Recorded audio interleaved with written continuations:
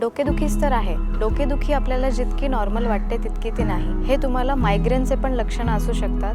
त्यामुळे मायग्रेनची लक्षणं आपण जाणून घेऊया, जेणेकरून तुम्ही वेळीच त्यावरती लक्ष देऊन ॲक्शन घेऊ शकता.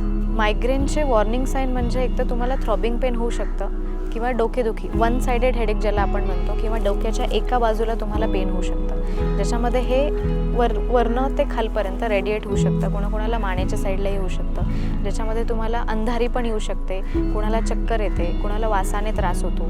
काही लोकांना हे टू साईड पण असू शकतं, ज्याच्यामध्ये तुम्हाला from the front to down किंवा खालून वरपर्यंत असं रेडिएटिंग पेनही तुम्हाला दिसू शकतं. काही लोकांना हा त्रास उन्हामध्ये गेल्यावरही सुरू होतो, किंवा घरातील काही ब्राईट लाईट असेल किंवा लाईटकडे जर आपण पाहिलं तर त्यानेसुद्धा हे ट्रिगर होऊ शकतं. काही लोकांना स्ट्रॉंग वास, आपण जसं किचनमधील वास म्हणतो किंवा फुलांचा वास असेल किंवा कुठलाही वास घ्यायला पण त्यांना त्रास होतो आणि ज्याच्यामुळे हे पेन शूटअप होऊ शकतं.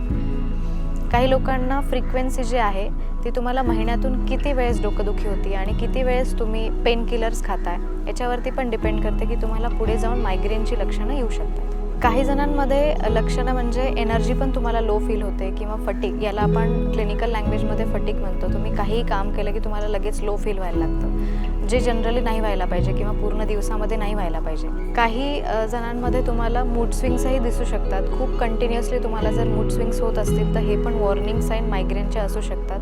तुम्ही तुमच्या लवकरात लवकर डॉक्टरला कन्सल्ट करा आणि अर्ली सायन्स जाणून घ्या आणि त्यावरती क्युअर करा.